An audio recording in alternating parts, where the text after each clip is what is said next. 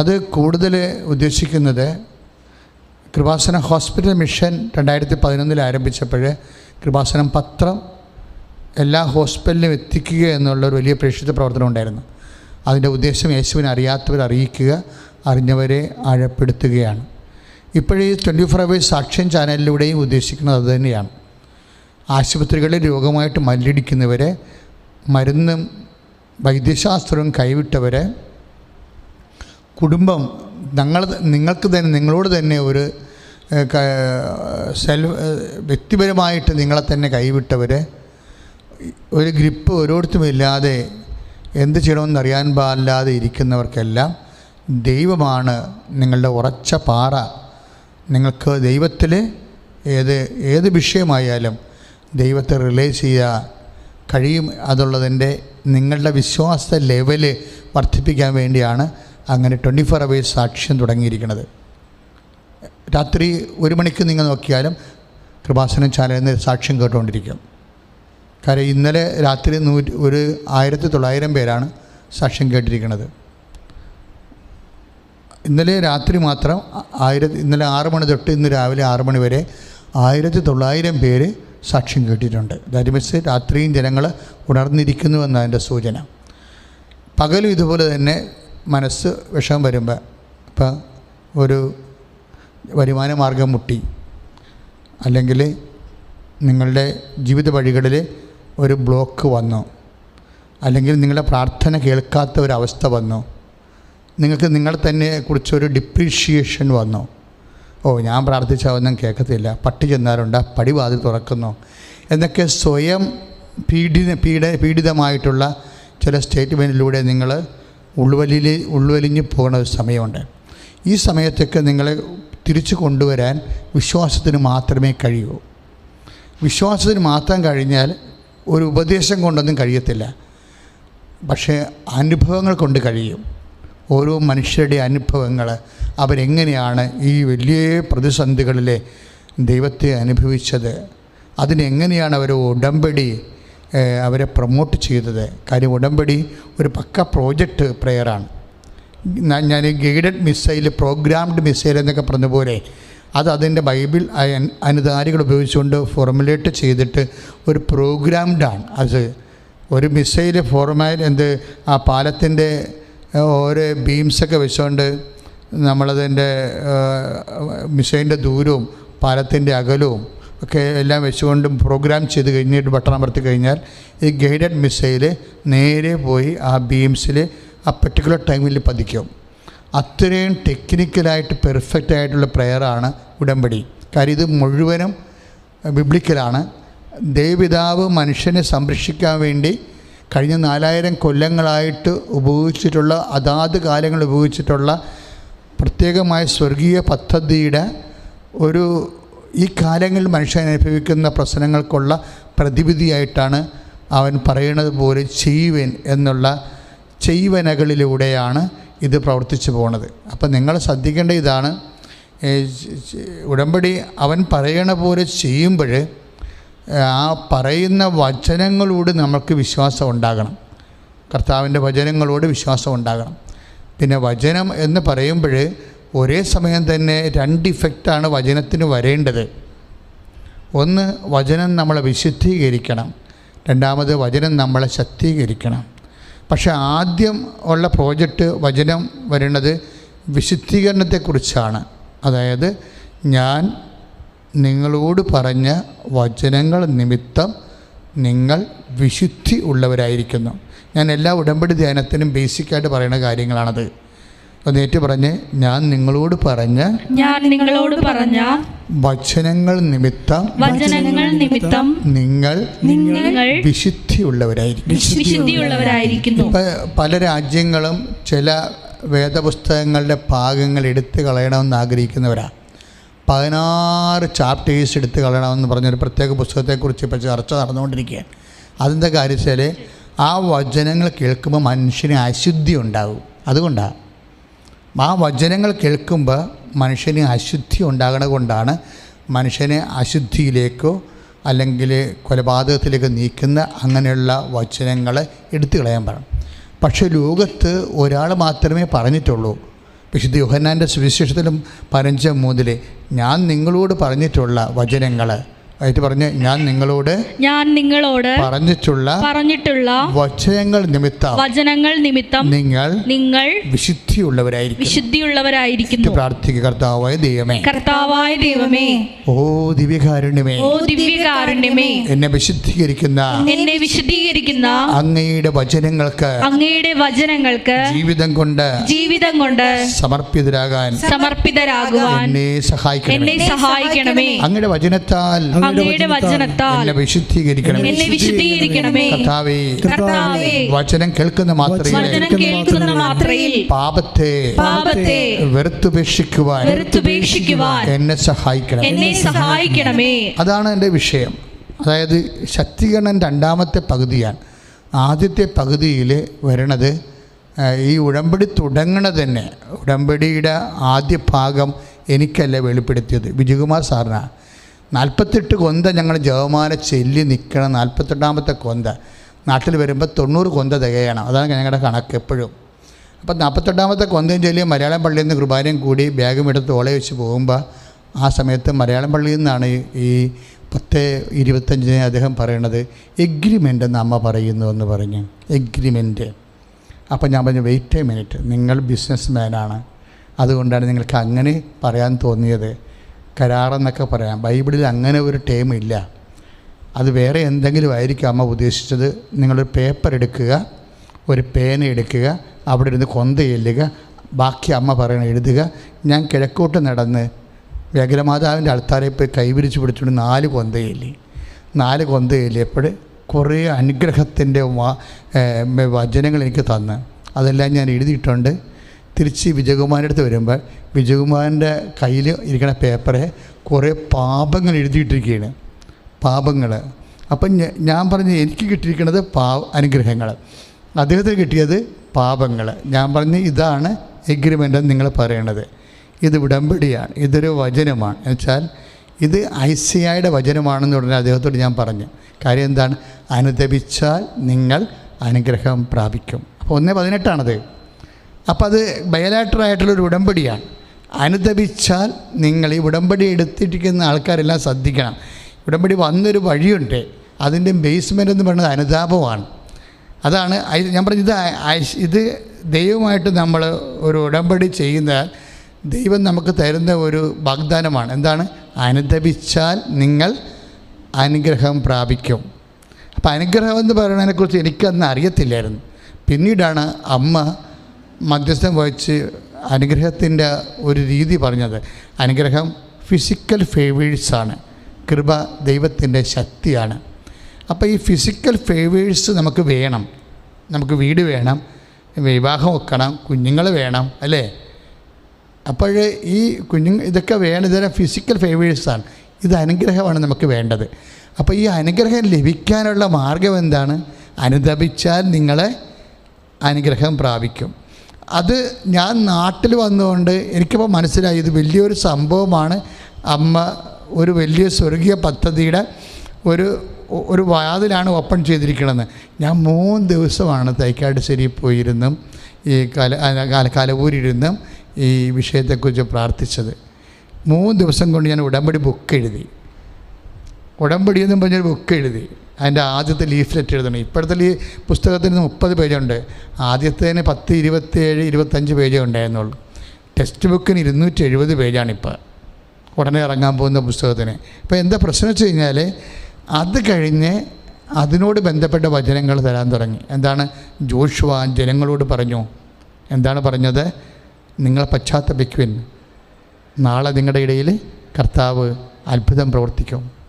അപ്പോൾ ആ തിരുവചനം 5-ാം അധ്യായത്തിലെ തിരുവചനങ്ങളും നിങ്ങൾ പശ്ചാത്തപിക്കുവിൻ, നാളെ നിങ്ങളുടെ ഇടയിൽ കർത്താവ് അത്ഭുതങ്ങൾ പ്രവർത്തിക്കും. അതായിരുന്നു 2ാമത്തെ വചനം ഉടമ്പടിക്ക് കിട്ടിയത്. അതും പശ്ചാത്താപവുമായിട്ട് ബന്ധപ്പെട്ട വചനമാണ്. നിങ്ങൾ പശ്ചാത്തപിക്കുവിൻ, നാളെ നിങ്ങളുടെ ഇടയിൽ കർത്താവ് അത്ഭുതം പ്രവർത്തിക്കും.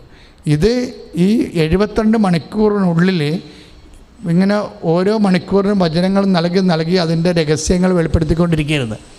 അങ്ങനെ വന്ന സമയത്താണ് നിങ്ങൾ പശ്ചാത്തപിക്കുവിൻ. ഉടനെ അടുത്ത വരി എന്ന് പറയണത് ജോഷുവയുടെ കാലത്താണ് നാളെയായിട്ട് വരണത്. കർത്താവ് പാപത്തിന് പരിഹാരം ചെയ്ത് കഴിഞ്ഞപ്പോഴാണ് പിന്നീട് അത് ഇന്നായി മാറി എന്ന് പറഞ്ഞു. ഇതൊന്നും ഞാൻ പഠിച്ച കാര്യങ്ങളല്ല, എഴുതിക്കൊണ്ടിരിക്കുന്ന സമയത്ത് പേനയുടെ അകത്തുകൂടി വരണ വചനങ്ങളാണ്. ഈ ഉടമ്പടി പുസ്തകം എഴുതിക്കൊണ്ടിരിക്കുന്ന സമയത്ത് പേനയുടെ ഉള്ളിൽ കൂടി വരണ വചനങ്ങളാണ്.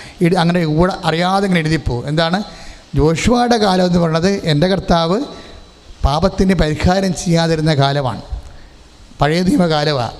പുതിയ നിയമകാലത്ത് കർത്താവ് പരിഹാരം ചെയ്തപ്പോൾ അത് നാളെ എന്നുള്ളത് ഇന്നായി മാറിയെന്ന് പറഞ്ഞ്. എന്ന് വെച്ചാൽ കള്ളനോട് കർത്താവ് എന്താ പറയണത്? ഇന്ന് നീ എൻ്റെ കൂടെ പർദീസയിലായിരിക്കുമെന്നാണ്. അപ്പോഴേ ഉയർപ്പ് പോലും സംഭവിച്ചത് ഒരു ടൈം ബേസ്മെൻറ്റാണ് പറയുകയാണെങ്കിൽ, ടെമ്പറലായിട്ട് പറയുകയാണെങ്കിൽ ആ കുരിശിൻ്റെ ഓൺ ടൈമിൽ തന്നെ ഉയർപ്പ് സംഭവിക്കുന്നുണ്ട്. ശരിക്കും മരണത്തിൻ്റെ അവിടെ നമുക്ക് അനുഭവവേദ്യമാകുന്നതാണ് താമസിച്ച് വരണത്. അത് തിരുവെഴുത്തുകൾ പ്രതിയാണത് അനുഭവവേദ്യമാകണത്. അതെപ്പോഴും അങ്ങനെയാണ്. അതുകൊണ്ടാണ് ഈ ജീസസ് ക്രൈസ്റ്റ് ദ സൂപ്പർ സ്റ്റാറിലെ ഈശോ കുരിശിൽ കിടന്നതിന് ആ ഈശോ ഇങ്ങനെ കുരിശ് പീഡ അനുഭവിച്ച്, അതുപോലെ തന്നെ ഈശോ അതായത് ഈശോനെ പീഡാനുഭവത്തിൻ്റെ ഉള്ളിൽ പ്രാകൃതമായ ചോരരൂപം കാണിച്ചതിന് ശേഷം സെക്കൻഡുകൾക്കുള്ളിൽ ഈശോ മറിഞ്ഞു വരുമ്പോൾ ഉയർത്തുന്നതിൻ്റെ ഈശോനെ കാണും. അത് വെച്ച് കഴിഞ്ഞാൽ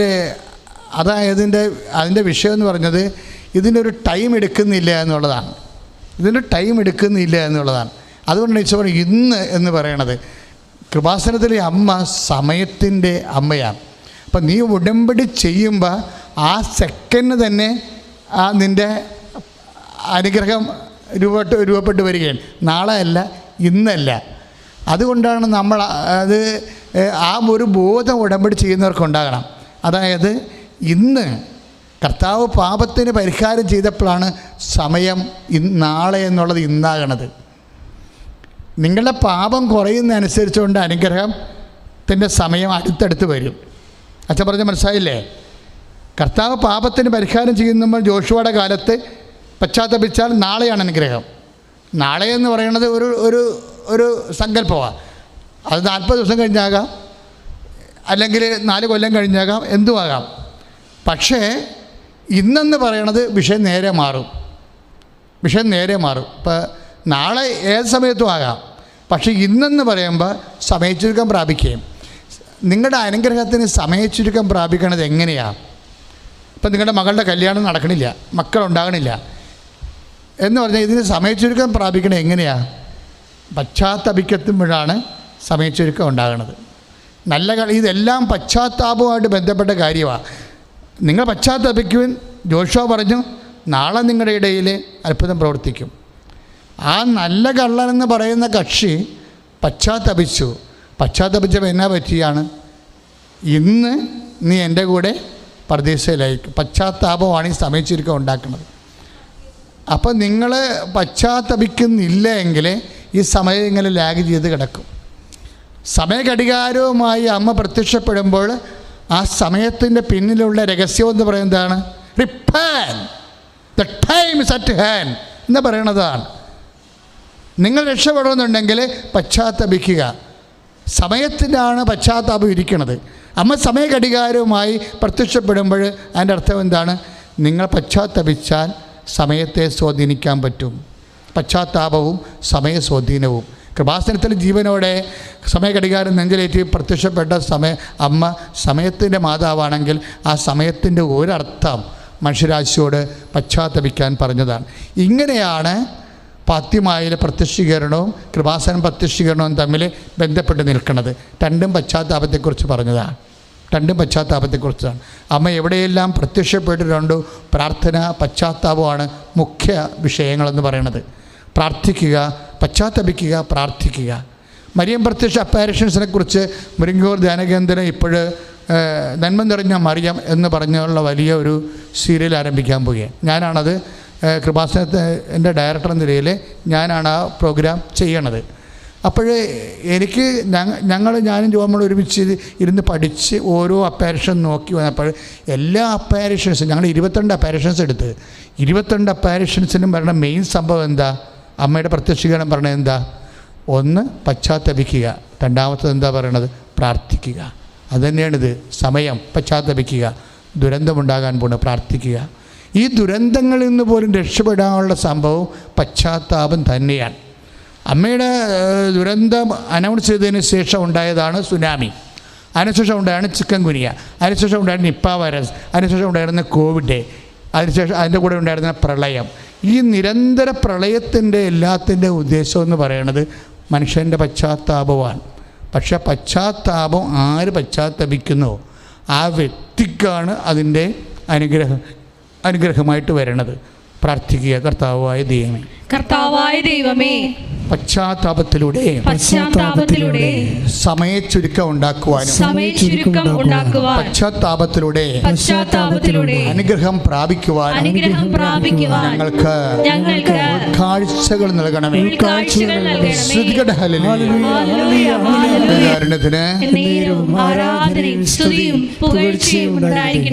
നിങ്ങൾ എപ്പോഴും മനസ്സിലാക്കേണ്ട ഒരു വിഷയം, ജീവിതത്തിൽ എപ്പോഴും പ്രശ്നങ്ങൾ ഉണ്ടായിക്കൊണ്ടിരിക്കും. പ്രശ്നമില്ലാത്ത ഒരു ദിവസമോ ഒരാഴ്ചയോ ഒരു കാലമോ ഒരിക്കലും ഉണ്ടാകത്തില്ല. അതോ ഉണ്ടായാൽ തന്നെ അത് ദൈവം ഉദ്ദേശിക്കുന്നത് എന്തുമാത്രം മാക്സിമം ഈ കാലത്ത് പ്രാർത്ഥിക്കാൻ പറ്റും. അല്ലാതെ വേറെ ഒരു ഉദ്ദേശമില്ല. നിങ്ങളെ കൊത്തു നോവിക്കാനോ അല്ലെങ്കിൽ നിങ്ങളെ വേദനപ്പെടുത്താനോ സങ്കടപ്പെടുത്താനോ കടത്തിൽ വരയ്ക്കാനോ ഒരു കാര്യം. ദൈവം ഒരു സാഡിസ്റ്റ് അല്ല. പിന്നെ നമ്മളെ സഭാപ്രസംഗിയൊക്കെ പറയുന്ന പോലെ 7:29 പറയത്തില്ല, ദൈവം മനുഷ്യനെ സരള ഹൃദയനായിട്ട് സൃഷ്ടിച്ചു, അവൻ്റെ സങ്കീർണമായ പ്രശ്നം അവൻ്റെ തന്നെ സൃഷ്ടിയാണെന്ന് പറയും. അപ്പോൾ സെൽഫ് ക്രിയേറ്റഡ് ആയിട്ടുള്ള കുറേ പ്രോബ്ലംസ് ഉണ്ടാകും. അതിൻ്റെ എല്ലാത്തിൻ്റെയും ബേസ് എന്ന് പറയുന്നത് ഈഗോ ആയിരിക്കും, വേറെ ഒന്നുമില്ല. മനുഷ്യന് സെൽഫ് ക്രിയേറ്റഡ് നമ്മുടെ കൊണ്ടാകുന്ന പ്രശ്നങ്ങളിലെ ഒരു 70% സെൽഫ് ക്രിയേറ്റഡ് ആയിട്ടുള്ള പ്രോബ്ലംസാണ് എല്ലാം. അതിൻ്റെ പിന്നിലുള്ള സത്യങ്ങളെല്ലാം ഈഗോ ആയിരിക്കും. ഇത് ഈഗോയുടെ പ്രതിവിധി എന്ന് പറയുന്നത് എപ്പോഴും എളിമപ്പെടലാണ്. എളിമപ്പെടലേ എപ്പോഴും നമ്മൾ ശ്രദ്ധിക്കണം. ഈ ഉടമ്പടി എളിമയും തമ്മിൽ ഭയങ്കര ബന്ധമുണ്ട്. നമ്മൾ എളിമപ്പെടാൻ തീരുമാനിച്ചു കഴിഞ്ഞാൽ ഈ അനുഗ്രഹം പെട്ടെന്നാകും. ദൈവത്തിന് പ്രവർത്തിക്കാൻ പറ്റുന്ന ഒരു ഫോർമാറ്റായിട്ട് നമ്മൾ ചേഞ്ച് ചെയ്യും. നമ്മൾ ഒന്ന് പ്രാർത്ഥിക്കുക. കർത്താവായ ദൈവമേ, ഉടമ്പടി എടുത്തിട്ടുള്ള എല്ലാ മക്കൾക്കും സ്വയം വിനയപ്പെടാനുള്ള എളിമപ്പെടാനുള്ള അനുഗ്രഹം നൽകണമേ. സ്തുതിക്കട്ടെ. ഹല്ലേലൂയ. ഉടമ്പടി നിബന്ധനകൾ വിശ്വസ്തതാപൂർവ്വം പാലിച്ച് ഞങ്ങളെ തന്നെ എളിമപ്പെടുത്തി ദൈവകൃപയ്ക്ക് പാത്രീഭൂതരാകുവാൻ ഞങ്ങളെ അഭിഷേകം ചെയ്യണമേ. ദൈവത്തെ കൂടാതെ ചെയ്യാൻ കഴിയും. കർത്താവ് ഈ വിഷയത്തിന് ഒരു തീർപ്പ് കൽപ്പിക്കുന്നത് ഇതാണ്: എന്നെ കൂടാതെ ഞങ്ങൾക്കൊന്നും ചെയ്യാൻ സാധിക്കുകയില്ല. അപ്പോൾ മനുഷ്യന് എപ്പോഴും ഉണ്ടാകുന്ന ഒരു സംഭവമാണ് ദൈവത്തെ കൂടാതെ എല്ലാ കാര്യങ്ങളും ചെയ്യാൻ. എനിക്ക് ബുദ്ധിയുണ്ട്, ഞാൻ ആ ബുദ്ധി റിലേ ചെയ്യും. എനിക്ക് മസിലുണ്ട്, ഞാൻ ആ മസിൽ റിലേ ചെയ്യും. എനിക്ക് മണി പവറുണ്ട്, എനിക്ക് പാർട്ടിയുണ്ട്, എനിക്ക് പൊന്നുണ്ട്, എനിക്ക് പറമ്പുണ്ട്.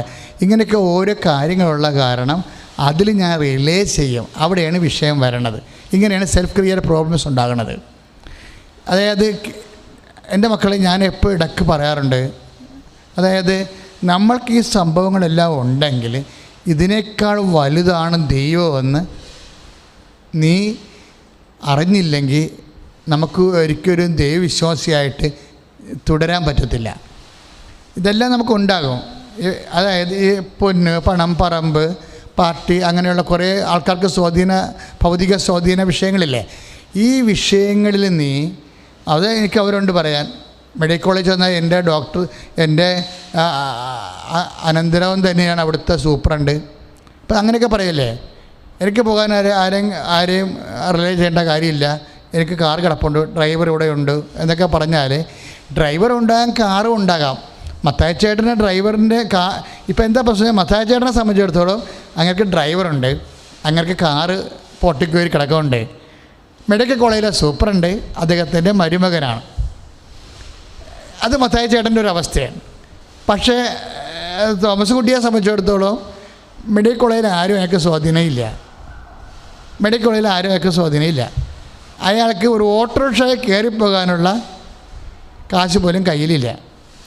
പക്ഷേ തോമസ് കുട്ടി രക്ഷപ്പെടും, മത്തായി ചേട്ടൻ മരിച്ചു പോകും. എന്താ കാര്യം?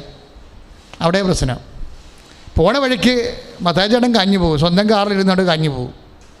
തോമസ് കുട്ടി കണ്ടവൻ്റെ ഓട്ടോറിക്ഷയിൽ കൈ കാണിച്ച് കാശ് കൊടുക്കാനില്ല കയറിപ്പോവും. അവൻ ദൈവത്തിൽ നിന്നാണ് റിലേ ചെയ്യണത്. മത്തായി ചേട്ടൻ പറയണത് മെഡിക്കൽ കോളേജിലുള്ള സൂപ്രണ്ട് എൻ്റെ മരുമകനാണെന്നാണ് പറയണത്. ഇതാണ് ഈ വ്യത്യാസം വരണത്. ഇതെല്ലാ വിഷയത്തിലും ഇത് ഏറെക്കുറെ ഈ ഫോർമുല വർക്കൗട്ട് ചെയ്യും. അതുകൊണ്ട് എപ്പോഴും മനസ്സിലാക്കണം, എന്ത് കഴിവുണ്ടായാലും ദൈവതിരുസന്നിധി വരുമ്പോൾ അതിനെ സീറോയാക്കി മാറ്റണം. എന്ത് കഴിവുണ്ടായാലും എന്ത് സ്വാധീനം ഉണ്ടായാലും എനിക്കാരുമില്ല എന്നുള്ള സീറോ ഫോർമാറ്റിലാണ് നമുക്കെപ്പോഴും നമ്മുടെ പ്രവർത്തന പദ്ധതി വർക്കൗട്ട് ചെയ്യാൻ നല്ലത്. ഇപ്പം നമ്മൾ ടെർമോമീറ്റർ ഇല്ലേ, ടെർമോമീറ്റർ വായിലോട്ട് കുത്തി കയറ്റുമ്പോൾ എന്താ ചെയ്യണത്? ഡോക്ടർമാർ, നേഴ്സുമാർ ഒന്ന് കുടഞ്ഞിട്ട് സീറോ ആക്കി കളയും. എന്നിട്ടാണ് ഈ പർട്ടിക്കുലർ രോഗിയുടെ കക്ഷത്ത് വായിലോ കൊണ്ടുപോയി വെക്കണത്. അവിടുന്ന് പിന്നെ അത് കൗണ്ട് ചെയ്ത് വരണത്. ഞാൻ സെമിനാരി പഠിക്കുമ്പോൾ ഒരു രസമുണ്ടായി. ഒരുത്തന് 110 ഡിഗ്രി പനി, മറ്റേ ആൾക്ക് 108, താഴെ ഉള്ളവർ 107. എല്ലാം കൂടി രാത്രി കാറിക്കൂബി ചാടിപ്പുറത്തിറങ്ങി പരിപ്പസന്ത പടർന്ന് പറഞ്ഞ് ഫിലോസഫി പഠിക്കുമ്പോൾ സെമിനാരിൽ ഭയങ്കര കലഹം. എന്താ പ്രശ്നം വെച്ചാൽ ഒരു ഇൻഫർമേറിയൻ ചാർജ് എടുത്തതാണ്. അവന് ടെർമോമീറ്റർ വെക്കാൻ അറിയാൻ പാടില്ല. ആദ്യത്തിൻ്റെ വായിക്കൊണ്ടേ വെച്ച് അവൻ തൂത്തേച്ച് അടുത്തതിന് വായിക്കൊണ്ടേ വെച്ചു. അവൻ കുടയാൻ മറന്നുപോയി. അപ്പോൾ ഓരോരുത്തർ വെക്കുന്നതനുസരിച്ച് 102, 103 എന്ന് പറഞ്ഞ് സാധനം കയറിക്കൊണ്ടിരിക്കുക. ഈ പ്രാർത്ഥനയിൽ വരുന്ന ഒരു വിഷയം, ഈ സാധനം കുടഞ്ഞ് സീറോ ആക്കി കളയണം. എനിക്ക് പണമില്ല, ഉണ്ടെങ്കിൽ ഞാനത് വലിയ കാര്യമായിട്ട് കരുതണില്ല. എനിക്ക് ആരോഗ്യമില്ല, ഉണ്ടെങ്കിലും ഞാനത് കാര്യമായിട്ട് കരുതണില്ല. എനിക്ക് സ്വാധീനമില്ല, ഉണ്ടെങ്കിലും ഞാനത് കാര്യമായിട്ട് കരുതണില്ല. എൻ്റെ കർത്താവിന് തന്നെയാണ് ഒന്നാം സ്ഥാനം. അതായത് ആദ്യം തന്നെ കുടഞ്ഞ് സീറോ ആക്കി കളയണം. അതാണ് ഈ ഉടമ്പടി പോലും രക്ഷപ്പെടാനുള്ള മാർഗ്ഗം. ഇത് വിനയത്തിൻ്റെ മാർഗ്ഗമാണിത്. ആരുടെയും ആസ്തി സംഭവം നമ്മൾ തുടങ്ങരുത്. ഒന്നിൻ്റെയും ആസ്തി തുടങ്ങരുത്. നമ്മുടെ ആസ്തി എന്ന് പറയുന്നത് കർത്താവ് മാത്രമാണ്. ശ്രുതികട ഹല്ലേലൂയ, ഹല്ലേലൂയ, ഹല്ലേലൂയ, ഹല്ലേലൂയ. യോശുവ 3:5 നിങ്ങൾ പശ്ചാത്തപിക്കുവിൻ. ഏത് പറഞ്ഞേ? നിങ്ങൾ പശ്ചാത്തപിക്കുവിൻ. നാളെ നിങ്ങളുടെ ഇടയിൽ കർത്താവ് അത്ഭുതം പ്രവർത്തിക്കും. അപ്പോഴീ അത്ഭുതം പ്രവർത്തിക്കുന്നതും സമയവും തമ്മിൽ ബന്ധമുണ്ട്. അത്ഭുതം പ്രവർത്തിക്കുന്നത് സമയവും പശ്ചാത്താപവും തമ്മിൽ ബന്ധമുണ്ട്. ക്ലിയർ അല്ലേ? അപ്പോൾ പശ്ചാത്താപമാണ് സമയത്തെ സ്വാധീനിക്കുന്നത്. വെരി ക്ലിയർ അല്ലേ? ഈ പശ്ചാത്താപം തന്നെയാണ് പുതിയ നിയമത്തിൽ വരുമ്പോൾ കള്ളന് സംഭവിക്കുന്നത്. അവൻ പശ്ചാത്തപിക്കും. എന്താണ്? സത്യമായി നീ ദൈവപുത്രനാണ്, ഞാൻ ഇത് ശിക്ഷ അനുഭവിക്കേണ്ട ആളാണ്. അതാണ് അനുതാപം എന്ന് പറയുന്നത്. അവനവൻ അനുഭവിക്കുന്ന ശിക്ഷ സ്വന്തം പാപത്തിന് പരിഹാരമായി കാഴ്ചവെക്കണം. അത് കള്ളനാണ് നമ്മളെ പഠിപ്പിക്കുന്നത്. കള്ളൻ്റെ സുവിശേഷമാണത്. എന്താണ്? നമ്മൾ അനുഭവിക്കുന്ന ശിക്ഷ നമ്മുടെ പാപത്തിന് പരിഹാരമായി കാഴ്ചവെക്കണം. പേടിയാണ്. ഇപ്പം നമ്മുടെ രോഗമായാലും നമ്മുടെ ക്ഷീണമായാലും നമ്മുടെ കുടുംബത്തിലുണ്ടാകുന്ന കലഹം ഉണ്ടാകുന്ന സങ്കടങ്ങളായാലും നമ്മൾ അനുഭവിക്കുന്ന ദുഃഖ അരിഷ്ടതകളെ നമ്മുടെ പാപത്തിൻ്റെ പരിഹാരത്തിനായിട്ട് കാഴ്ചവെക്കണം. അതാണ് കള്ളം പറയണ കാര്യം. അത് വലിയൊരു സുവിശേഷമാണത്. വെച്ചാൽ ഞാനിന്ന് അനുഭവിക്കണത് ഇത് നമ്മൾ ആ ഇടതുവശത്തെ കള്ളനോട് എന്താ പറയണത്? നമ്മൾ രണ്ടും അനുഭവിക്കുന്നത് നമ്മുടെ കൈയിരിപ്പ് കൊണ്ടാണ് അല്ലേ? ഇവൻ ഒരു തെറ്റും ചെയ്തിട്ടില്ല. കർത്താവിനെ കാണുമ്പോൾ ഒരു മനുഷ്യന് തോന്നേണ്ട അല്ലെങ്കിൽ ആദ്യ വികാരം എന്താണ്? അവൻ തെറ്റ് ചെയ്യാത്തവനാണ്. തെറ്റ് ചെയ്യാത്തവനെന്ന് വെച്ച് കഴിഞ്ഞാൽ അവൻ്റെ മേൽ ചുമത്തിയ ശിക്ഷയാണ് നമ്മൾക്ക് രക്ഷയായി മാറിയത്. അതാണ് ഐസയ്യ പറയണത്. ഐസയ്യ നമ്മൾ 53:7 പറയണത് അവൻ്റെ മേൽ ചുമത്തിയ ശിക്ഷയാണ് നമുക്ക് രക്ഷയായി മാറിയത്. അപ്പം കർത്താവിനെ കാണുമ്പോൾ നമ്മൾ പറയേണ്ടത് എന്താണ്? അവനൊരു തെറ്റും ചെയ്തിട്ടില്ല. അവൻ തിരുത്തവ്യ ദൈവത്തിൻ്റെ രണ്ടാം ആളായ പുത്രൻ തമ്പുരാനാണ്. പാപമൊഴികെ നമുക്ക് സദൃശനായി അവനെ ദൈവം ലോകത്തിലേക്ക് അയച്ചതാണ്. അവനൊരു തെറ്റും ചെയ്തിട്ടില്ല. ക്രിസ്തുവിനെ കാണുമ്പോൾ ഈ ലോകം മുഴുവനും പറഞ്ഞുകൊണ്ടിരുന്നത് എന്താണ്? ക്രിസ്തു തെറ്റുകാരനാണെന്ന് പറയുന്നത് ആരാണ്? പിശാച് മാത്രമാണ്. പിശാചിന് മാത്രമാണ് അവൻ്റെ ദൈവപുത്രസ്ഥാനത്തെ വെല്ലുവിളിക്കണത്, ദൈവപുത്രസ്ഥാനത്തെ വെല്ലുവിളിക്കണത്. ഇപ്പോഴേ ഫിലിമിലൂടെ ആയാലും ശരി, വേറെ എന്ത് മാർഗത്തിലൂടെ ആയാലും ശരി, ക്രിസ്തുവിനെ തേജോവധം ചെയ്യാൻ വേണ്ടി പിശാച് എക്കാലങ്ങളിലും സിനിമാക്കാരെയും സാഹിത്യകാരന്മാരെയും ഒക്കെ ഉപയോഗിച്ചിട്ടുണ്ട്. സിനിമാക്കാരെയും നല്ല സാഹിത്യകാരന്മാരെയും ഉപയോഗിച്ചിട്ടുണ്ട്. ഇപ്പോൾ ഈ ദിവസങ്ങളിലൊക്കെ ചില റേഡിയോ ചാനലിലൊക്കെ കസാൻസാക്കിസിൻ്റെ കാര്യമൊക്കെ വന്നു. അയാളുടെ ഗ്രീക്ക് ഭാഷയെക്കുറിച്ചൊക്കെ ഭയങ്കര പുരാണമായിരുന്നു. ഈ നമ്മുടെ ഈസ്റ്റർ ടൈമിന് വെറും കള്ളത്തരവാണ്. കസാൻസാക്കിസ് ഉണ്ടാക്കിയിട്ടുള്ള കസാൻസാക്കിസ് ഒരു 3-ാം സഭ അംഗമാണ്. അതേസമയം തന്നെ ഫ്രാൻസിസ് അസീസിയുടെ വലിയ അടുപ്പക്കാരനുമാണ്. പക്ഷെ ഒരു കഥയുമില്ല.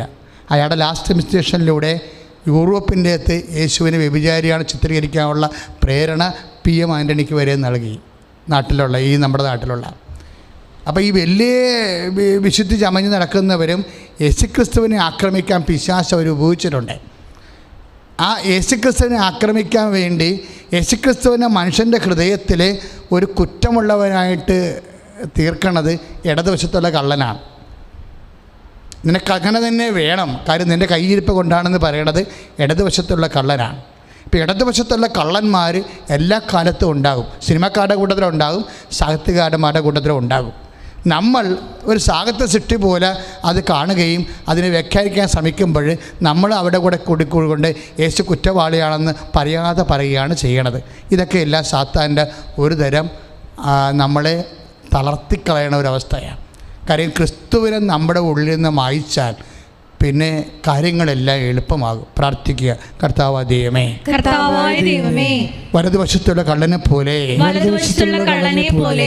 എൻ്റെ ഹൃദയത്തിലെ അങ്ങ് ജ്വലിച്ചു നിൽക്കുവാൻ എന്നെ സഹായിക്കണമേ. ശ്രുതികട ഹല്ലേലൂയ.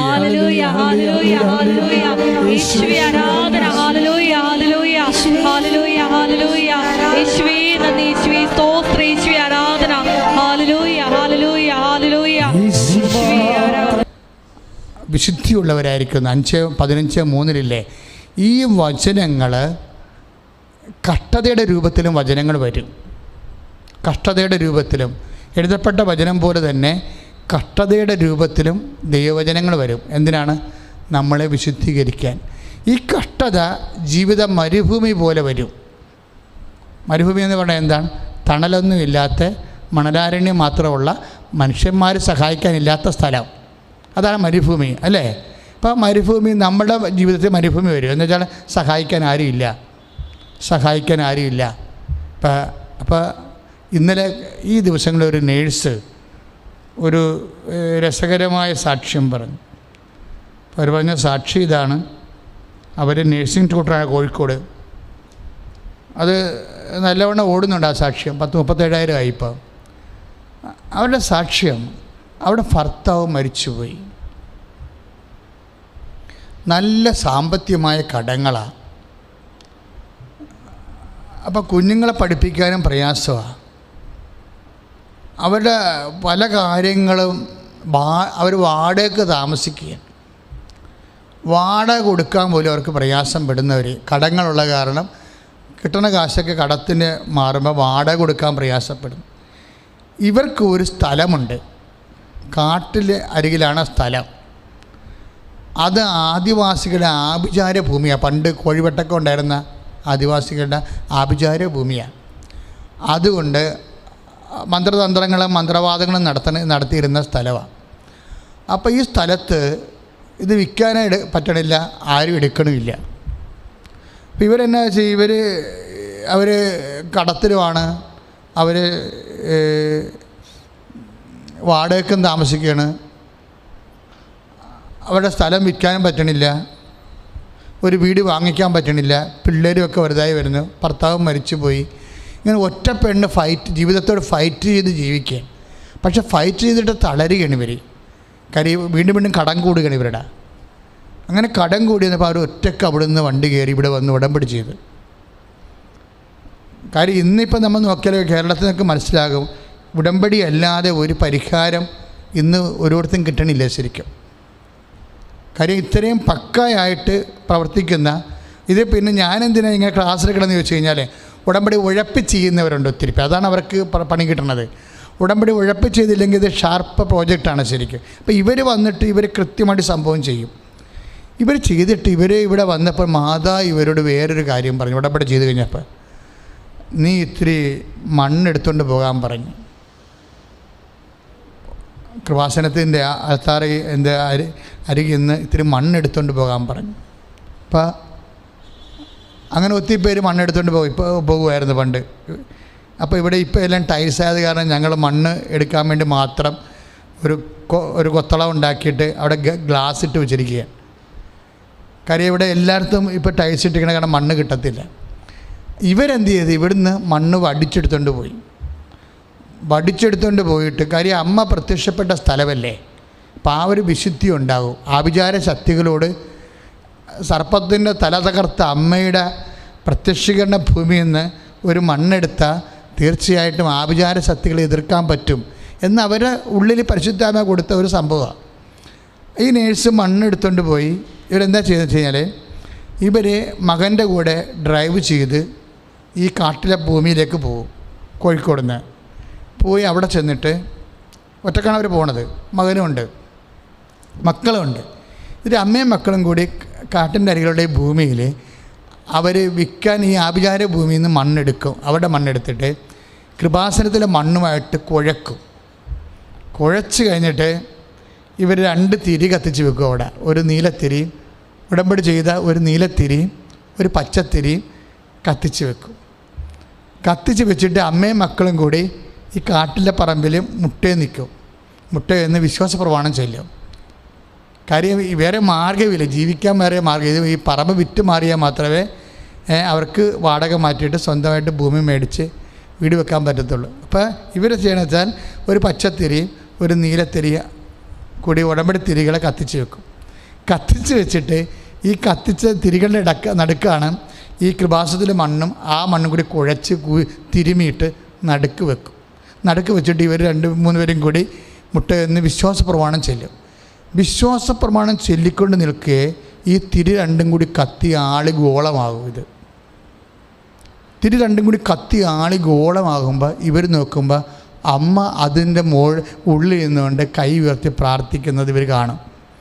അവർ കിട്ടിയ സമയത്ത് ആ ഫോട്ടോയൊക്കെ എല്ലാം ഓഫീസിൽ കഴിഞ്ഞ ആഴ്ച കൊണ്ട് തന്നിട്ടുണ്ട്.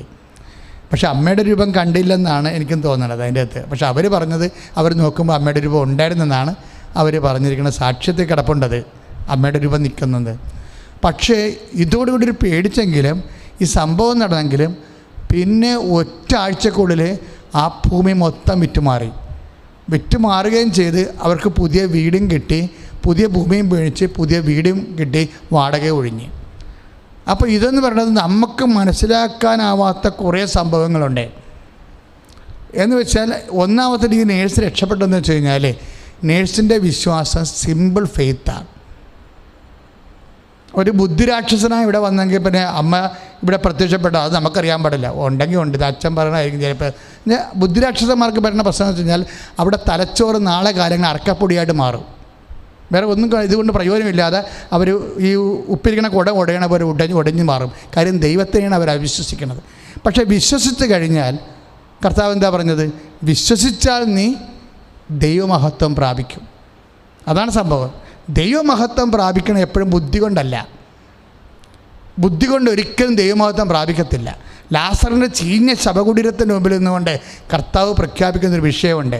നിൻ്റെ ബുദ്ധി കൊണ്ട് ഒരിക്കലും നിനക്ക് ദൈവത്തെ മഹത്വപ്പെടുത്താൻ പറ്റത്തില്ല, മറിച്ച് വിശ്വാസം കൊണ്ട് ദൈവത്തെ മഹത്വപ്പെടുത്താൻ പറ്റത്തുള്ളൂ.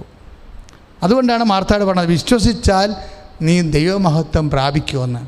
പ്രാർത്ഥിക്കുക. കർത്താവായ ദൈവമേ, എൻ്റെ ജീവിതത്തിലെ ദൈവമഹത്വം പ്രാപിക്കാൻ ആവശ്യമായ വിശ്വാസത്താൽ എന്നെ അഭിഷേകം ചെയ്യണമേ.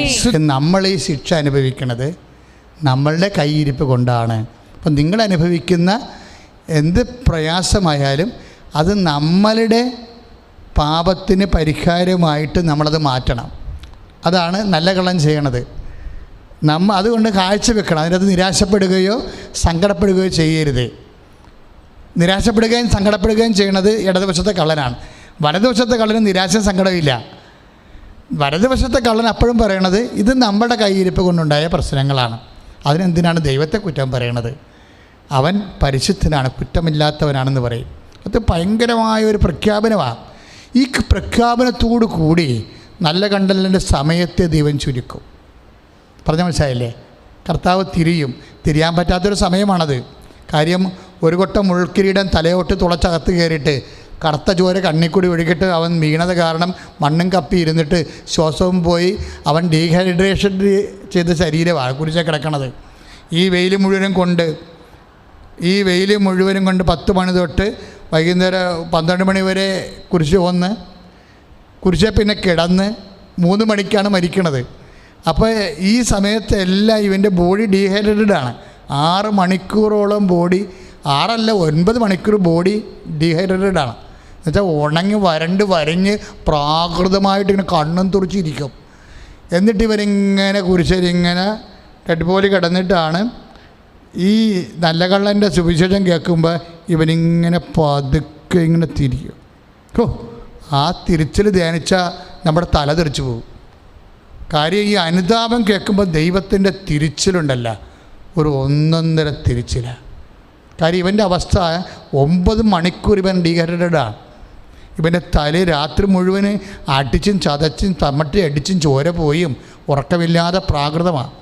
ഇങ്ങനെ ബോഡിയും പോയി മൈൻഡും പോയി എല്ലാം തകർന്ന് തരിപ്പണമായിട്ട് ഇങ്ങനെ മരണത്തോടെ നിൽക്കുമ്പോഴാണ് യവൻ ഒരു അനുതാപം പറയണത്. ഈ അനുതാപം പറയുമ്പോൾ ദൈവം ഇങ്ങനെ തിരിഞ്ഞു വരുന്നത് കാണാം, ഒരു വല്ലാത്ത ഒരു തിരിച്ചിൽ. എന്നിട്ട് ഒരു വാക്ക് ഇങ്ങനെ നോക്കിയാൽ മതി, കർത്താവ് നോക്കിയാൽ തന്നെ അവൻ രക്ഷപ്പെട്ടേനും. പക്ഷെ അങ്ങനെയല്ല, കുറേ വാക്ക് ആവതില്ലാണ്ട് പറയും. ഇന്ന് നീ എന്നോടുകൂടെ ഭയങ്കരമായ രീതിയിൽ സ്വീകരിക്കുകയാണ്. ആദ്യത്തെ പാപക്ഷമ മനുഷ്യന് കിട്ടിക്കഴിഞ്ഞു.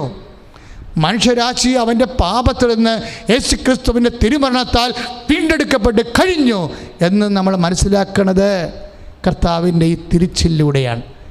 ആ നല്ല കള്ളനെന്ന് പറയുന്ന കക്ഷി ലോകത്തിലെ മുഴുവൻ പാപികളുടെ മനുഷ്യരാശിയുടെ ഏക പ്രതീകമാണ്. യേശുക്രിസ്തു എനിക്ക് വേണ്ടിയാണ് ക്രൂശിക്കപ്പെട്ടത് എന്ന് പറയുന്നതിന് പകരം അവൻ പറഞ്ഞത് അവൻ്റെ മേൽ കുറ്റമൊന്നുമില്ലെന്നാണ് പറഞ്ഞത്. അവൻ കുറ്റമില്ലാത്തവനായിട്ടും ശിക്ഷിക്കപ്പെട്ടുവെങ്കിൽ ഞാൻ എൻ്റെ കുറ്റം കൊണ്ടാണ് ശിക്ഷിക്കപ്പെട്ടത്. അവൻ്റെ പാപത്തിന് പരിഹാരം അവൻ ചെയ്യുകയും കർത്താവിൽ അതിൽ വിശ്വസിക്കുകയും ചെയ്യുമ്പോൾ ഈ മനസ്സാന്തരത്തിലേക്ക് ദൈവം തിരിഞ്ഞു വരും. തിരിഞ്ഞു വന്നിട്ട് 3 കാര്യങ്ങൾ പറയും. Today you will be with me in paradise. ഇത് സമയച്ചുരുക്കവാ. കർത്താവ് അവൻ്റെ രക്തത്തിൽ ഉടമ്പടി ചെയ്തപ്പോൾ, ആ ഉടമ്പടിയിൽ ആ കള്ളം വിശ്വസിച്ചപ്പോൾ എങ്ങനെയാണ് സമയം ചുരുങ്ങിയതെന്ന് ബൈബിൾ പറഞ്ഞിട്ടാണ് കർത്താവ് മരിക്കണത്. സ്തുതിക്കട്ടെ, ഹല്ലേലൂയ, ഹല്ലേലൂയ, ഹല്ലേലൂയ, ഹല്ലേലൂയ. യേശുവേ ആരാധന, hallelujah, hallelujah, hallelujah, hallelujah, hallelujah. യേശുവേ ആരാധന, ഹല്ലേലൂയ, ഹല്ലേലൂയ, ഹല്ലേലൂയ. അനുതാപത്തിൻ്റെ ഒരു ആഘാതം ഭയങ്കരമാണ്.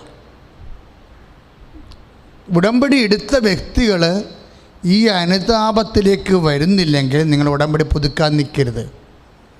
ഇവിടുന്ന് പുതുക്കി കിട്ടത്തില്ല. കൗൺസിലേഴ്സ്, സീനിയേഴ്സ് എല്ലാം ചോദിക്കുന്നത് നിങ്ങളുടെ അനുതാപ മേഖലയാണ് പരിശോധിക്കുന്നത്. അനുതാപ മേഖല എന്തുമാത്രം ആഴമുള്ളതാണ്, ഏതെല്ലാം മേഖലകൾ നിങ്ങൾ അനുതാപമായി.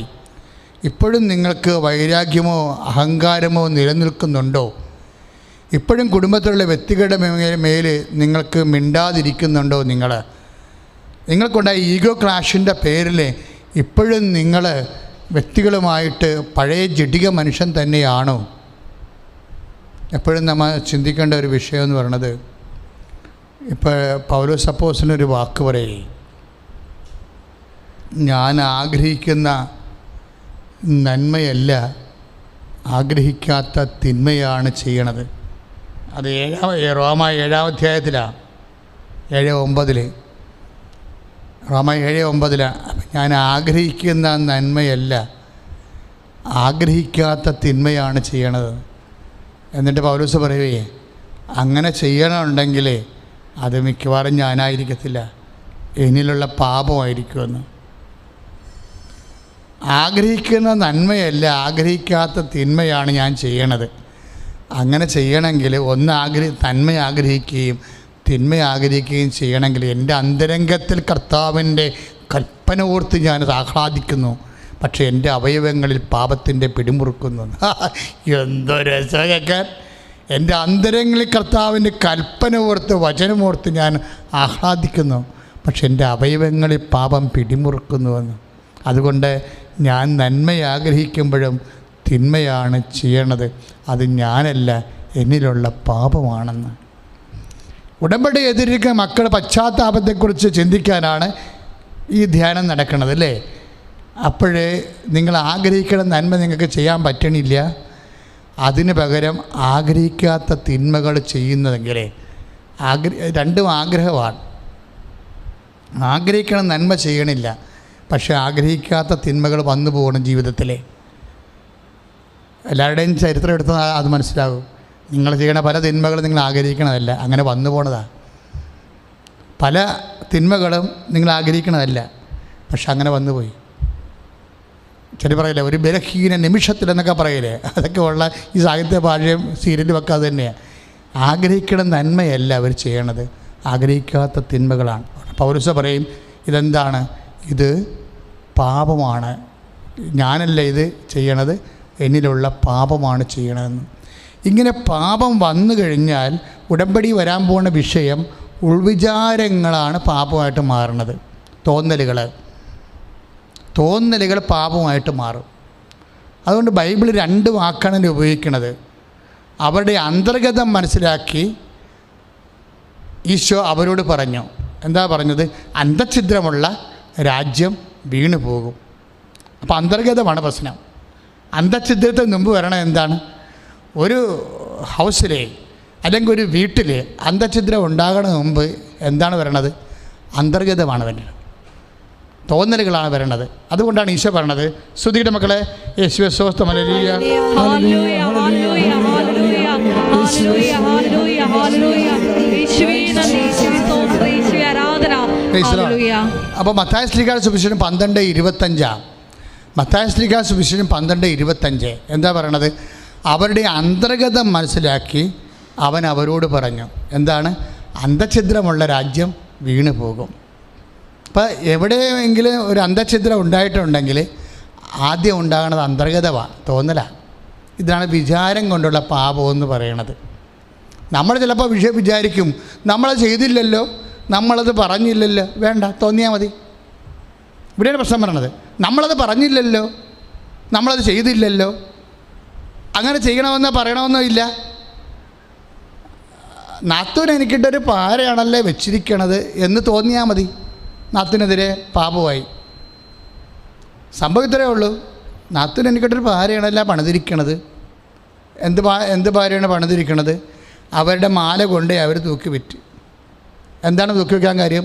അടുത്ത മാസം എൻ്റെ മകളുടെ കല്യാണമാണ്, ഞാനെങ്ങാനും ചോദിച്ചേക്കുക എന്ന് വിചാരിച്ചിട്ടാണ് അവരാ സാധനം തൂക്കി വിറ്റിരിക്കണത്. അപ്പോൾ ഒരു ഉള്ളിൽ വിചാരിച്ചാൽ മതി, സത്യമാകണം നിർബന്ധമില്ല. പറഞ്ഞു മനസ്സിലായില്ലേ?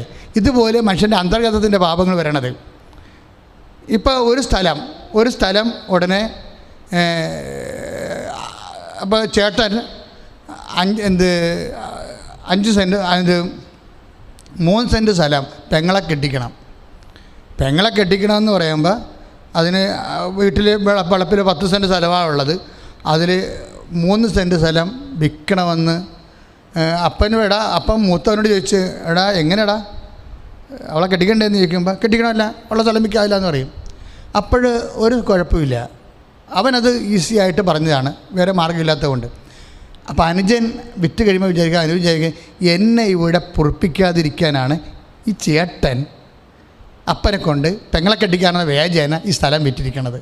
അന്തർഗതമായ സംഭവം. അത് ചേട്ടനോട് ചോദിച്ച് മനസ്സിലാക്കാത്തിടത്തോളം കാലം ഇവർ അന്തർഛിദ്ര പാപത്തിലാണ് നിൽക്കുന്നത്. കാര്യം ഒരു സാധനം ഷെയർ ചെയ്യാതെ വെക്കുന്നിടത്തോളം കാലം അത് നമ്മൾ തെറ്റായ ഒരു തെറ്റിദ്ധാരണ എന്ന് പറഞ്ഞതാ. ഈ അന്തർഗതം വെച്ച് കഴിഞ്ഞാൽ ഹൃദയത്തിൻ്റെ തികവിൽ നിന്ന് അധരങ്ങൾ സംസാരിക്കുന്നത് അങ്ങനെയാണ്. അന്തർഗതം വെച്ചാൽ അന്തർഗതമാണ് ഹൃദയത്തിൻ്റെ തികവെന്ന് പറയണത്. ഹൃദയത്തിൻ്റെ തികവിൽ നിന്നാണ് മനുഷ്യൻ.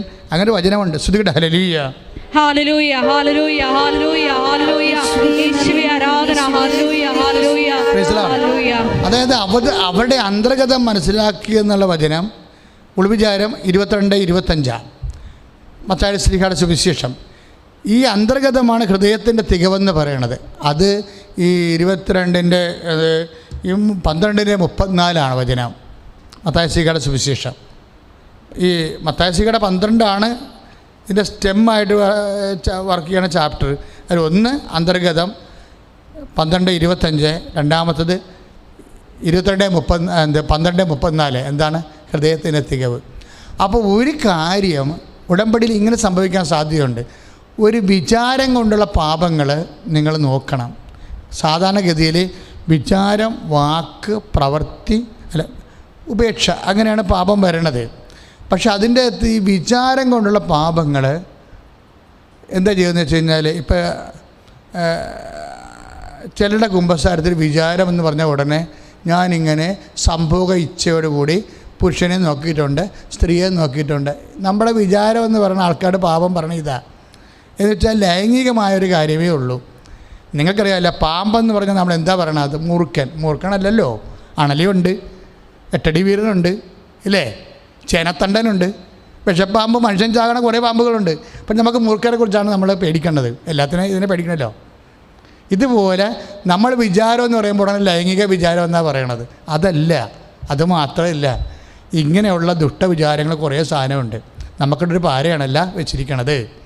ഞാനിവിടെ പൊറുക്കാതിരിക്കാൻ വേണ്ടിയല്ലേ ചേട്ടൻ അപ്പനെ കൊണ്ട് ആ സ്ഥലം വിപ്പിച്ചത്. അപ്പം അങ്ങനെ വരുമ്പോൾ ഇത് വിചാരമാണ്. ചിലപ്പോൾ ഒന്നും ഉണ്ടാകത്തില്ല, ചേട്ടൻ അങ്ങനെ ചിന്തിച്ച് പോലും കാണത്തില്ല. അപ്പം മറ്റുള്ളവർ നമ്മളെക്കുറിച്ച് അങ്ങനെ ചിന്തിച്ചിട്ടുണ്ടു എന്ന് വിചാരിച്ചുകൊണ്ടിരിക്കുമ്പോൾ എന്താണ് ഈ റോമ 7 വർക്കൗട്ട് ചെയ്യും, 7:29 വർക്കൗട്ട് ചെയ്യും. എന്താ പറയണത്? ഞാൻ ആഗ്രഹിക്കണ നന്മയല്ല, ആഗ്രഹിക്കാത്ത തിന്മയാണ് ചെയ്യണത്. അത് ഞാനല്ല, എന്നിലുള്ള പാപമാണ്. അപ്പം എന്നിൽ പാപം, ഏറ്റുപറയാത്ത പാപങ്ങൾ കിടക്കുന്നിടത്തോളം കാലം ഇതുപോലെ അന്തഛിദ്രങ്ങൾ ഉണ്ടായിക്കൊണ്ടിരിക്കും. ഇങ്ങനെ അന്തഛിദ്രങ്ങൾ നിങ്ങളുടെ കുടുംബത്തിലുണ്ടായാൽ ഉടമ്പടി പാപം നിൽക്കുന്നിടത്തോളം കാലം ഉടമ്പടി കാര്യങ്ങൾ നടക്കാൻ താമസിക്കും. കാര്യം ഉടമ്പടി സമയം കൂടി ഭയങ്കര ബന്ധമാണ്. ഉടമ്പടിയും പശ്ചാത്താപവും തമ്മിൽ ഭയങ്കര ബന്ധമാണ്. നിങ്ങൾ പശ്ചാത്തപിക്കുവിൻ, നാളെ നിങ്ങളുടെ ഇടയിൽ അത്ഭുതം പ്രവർത്തിക്കുമെന്ന് പഴയ നിയമത്തിൽ പറയുമ്പോൾ പുതിയ നിയമത്തിൽ പറയണത് നിങ്ങൾ പശ്ചാത്തപിക്കുവിൻ, ഇന്ന് നിങ്ങളുടെ ഇടയിൽ അത്ഭുതം പ്രാപിക്കും. അപ്പം ഈ സമയത്തെ ചുരുക്കണത് പശ്ചാത്താപമാണ്. പ്രാർത്ഥിക്കുക. കർത്താവായ ദൈവമേ, സമയഘടികാരവുമായി കൃപാസനത്താരയിലെ ജീവനോടെ പ്രത്യക്ഷപ്പെട്ടുകൊണ്ട് ദുരന്തമുണ്ടാകാൻ പോകുന്നു പ്രാർത്ഥിക്കണമെന്ന് പറയുമ്പോൾ പശ്ചാത്തപിക്കണം. ദുരന്തത്തെ പ്രതിരോധിക്കാൻ കഴിയുമെന്നുള്ള വലിയ സന്ദേശം നൽകിയ കൃപാസനം മാതാവേ, ജീവിതത്തിലും എന്റെ ജീവിതത്തിലും ഞാൻ പശ്ചാത്തപിച്ചുകൊണ്ട് അനുഗ്രഹത്തിന്റെ സമയ ചുരുക്കം പ്രാപിക്കുവാൻ എന്നെ അഭിഷേകം ചെയ്യണം.